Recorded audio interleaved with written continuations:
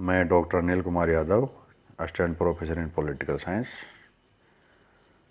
आज हम BA part second की पुस्तक भारतीय शासन और राजनीति के टॉपिक राज्यसभा के बारे में चर्चा करेंगे और विशेषकर राज्यसभा की संरचना, राज्यसभा का गठन और राज्यसभा के पदाधिकारियों के बारे में आपको बताऊंगा। राज्यसभा संसद का उच्च सदन है, साथ ही राज्यसभा को द्वितीय सदन के नाम से भी जानते हैं।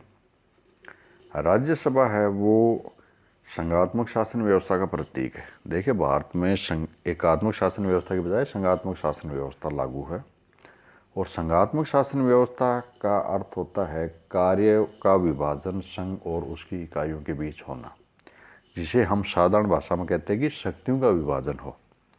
शक्तियों का विभाजन केंद्र और उसकी इकाइयों के मध्य हो, अर्थात केंद्र और राज्यों के मध्य शक्तियों का विभाजन हो।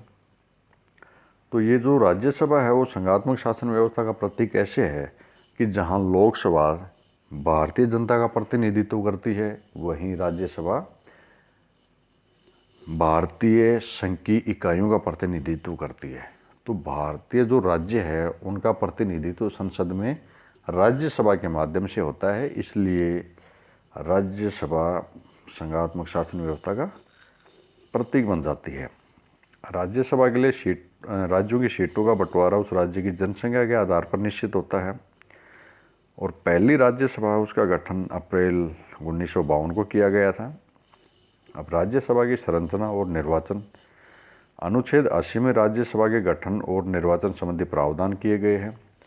अनुच्छेद 80(1) के पैरा ए तथा अनुच्छेद 80 के पैरा 3 के अनुसार राष्ट्रपति द्वारा 12 सदस्य नाम निर्देशित होंगे जो साहित्य, कला, विज्ञान एवं समाज से जुड़े होंगे। अनुच्छेद 80(a) के पैरा 1 के अंतर्गत प्रावधान है कि राज्यसभा के लिए अधिकतम 238 से सदस्य राज्य व केंद्र शासित प्रदेशों से होंगे और जिनका चुनाव अप्रत्यक्ष निर्वाचन पद्धति से होगा। इस प्रकार राज्यसभा की अधिकतम संख्या 250 हो सकती है, जो वर्तमान में 245 है। भारत में राज्यसभा के सदस्यों का चुनाव सीधे मतदाताओं द्वारा नहीं होता है। अनुच्छेद 80 के पैरा 4 के अनुसार राज्य विधानमंडल अर्थात विधानसभा के निर्वाचित सदस्यों द्वारा आनुपातिक प्रतिनिधित्व पद्धति के अनुसार एकल संक्रमणीय मत पद्धति द्वारा अप्रत्यक्ष निर्वाचन प्रणाली द्वारा होता है, जिसे अल्पसंख्यक समुदाय और दलों का प्रतिनिधित्व हो सके।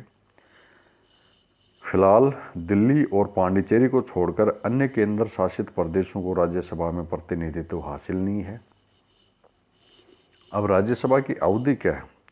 अनुच्छेद 83 के पैरा 1 के अनुसार राज्यसभा एक स्थायी सदन है, अर्थात इसका विघटन कभी भी नहीं होता है और राज्यसभा निरंतर कार्य करती है। राज्यसभा के सदस्य है उनका निर्वाचन इस प्रकार होता है कि हर दूसरे वर्ष 1/3 सदस्यों का कार्यकाल पूरा हो जाता है और उनके स्थान पर नए सदस्यों का चुनाव होता है, इसलिए राज्यसभा सदैव बनी रहती है।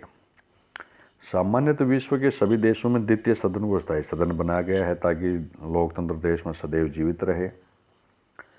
संसद द्वारा निर्मित कानून के अनुसार राज्यसभा के सदस्यों का कार्यकाल अमेरिकी सीनेट की भांति 6 वर्ष होता है और प्रत्येक 2 वर्ष पश्चात 1/3 सदस्य सेवा मुक्त हो जाते हैं।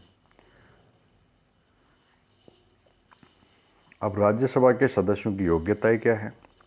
अनुच्छेद 84 के अंतर्गत राज्यसभा सदस्य की योग्यताएं निम्नलिखित होनी चाहिए। पहली, वह भारत का नागरिक हो। दूसरा, 30 वर्ष की आयु पूरी कर चुका हो।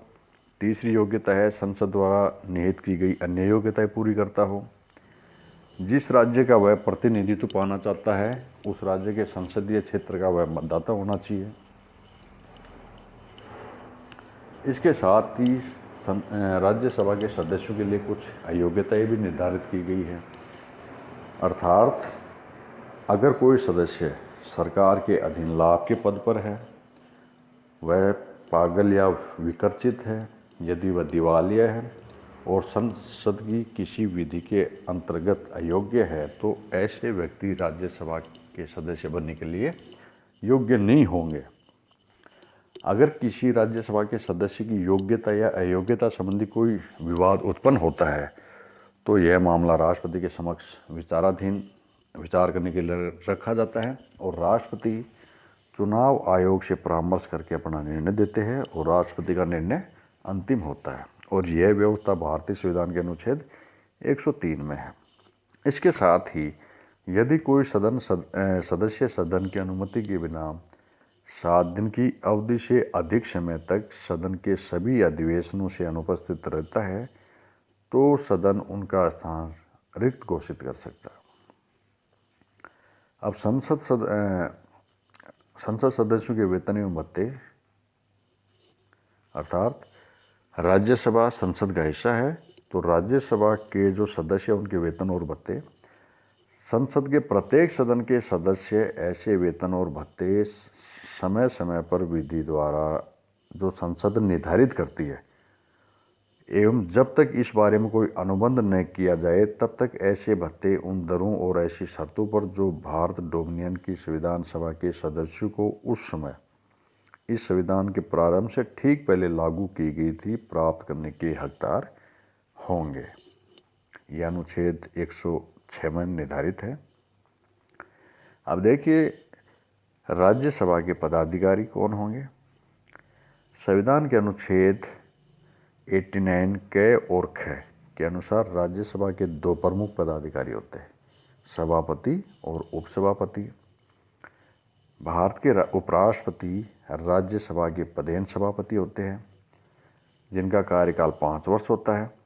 उपसभापति 6 वर्ष के लिए राज्यसभा द्वारा अपने सदस्यों में से निर्वाचित किए जाते हैं। सभापति की अनुपस्थिति में उपसभापति सभापति के स्थान पर कार्य करते हैं।